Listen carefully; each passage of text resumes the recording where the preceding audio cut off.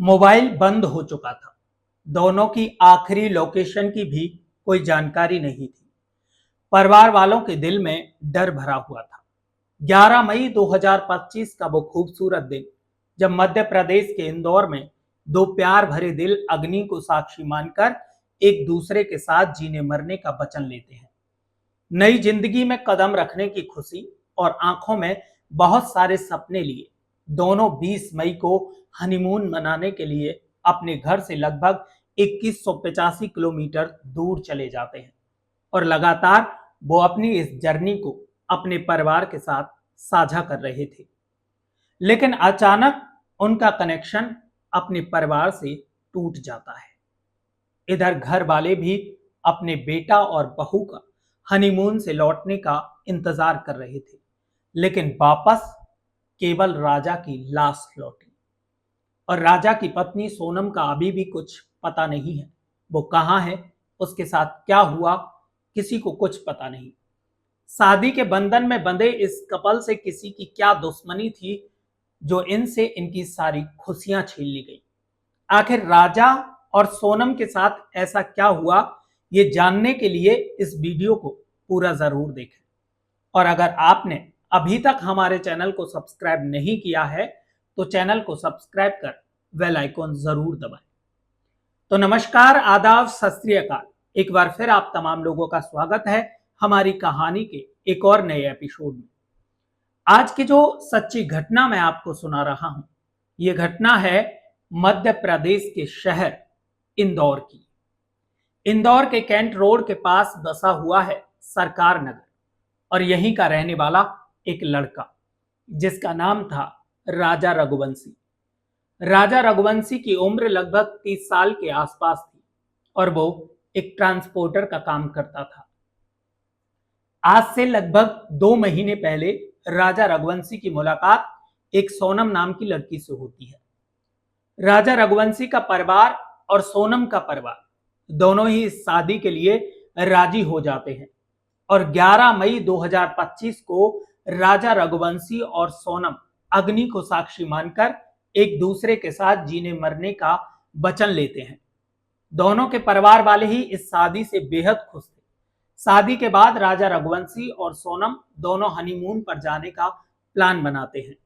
पहले इन लोगों ने सोचा था कि कश्मीर की वादियों में एक दूसरे का हाथ पकड़कर घूमेंगे, लेकिन फिर इनको वो पहलगांव में हुआ आतंकी हमला याद आ जाता है और दोनों ही कश्मीर का प्लान कैंसिल कर देते हैं और मेघालय घूमने का प्लान बना लेते हैं। राजा और सोनम दोनों बेंगलुरु होते हुए असम के गुवाहाटी पहुंच जाते हैं और दोनों सबसे पहले मां कामाख्या देवी के दर्शन करते हैं। मां कामाख्या देवी के दर्शन करने के बाद मेघालय के शिलोंग के लिए निकल जाते हैं और इस पूरी जर्नी को, इन खुशियों को वो अपने परिवार के साथ भी साझा कर रहे थे, परिवार को भी बता रहे थे।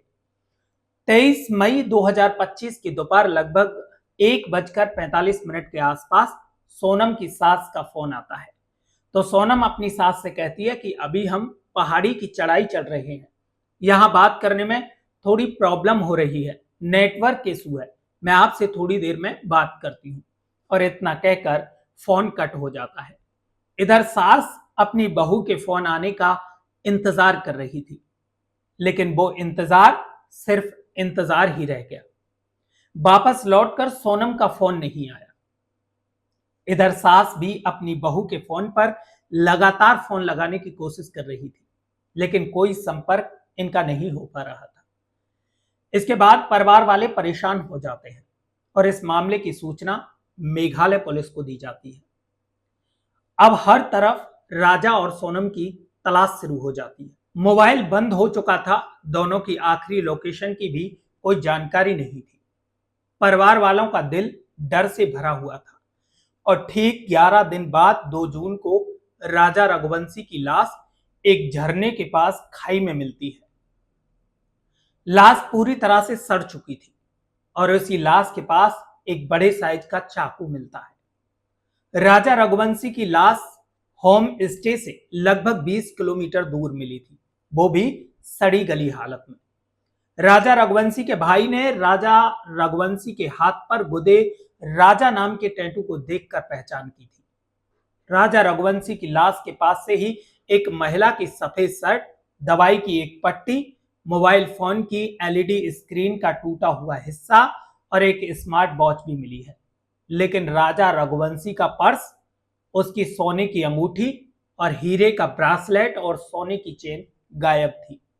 मौके पर उस समय जो हालात थे, उन हालातों को देखकर यह अंदाजा लगाया जा रहा था कि किसी ने बेरहमी से राजा रघुवंशी की हत्या की है।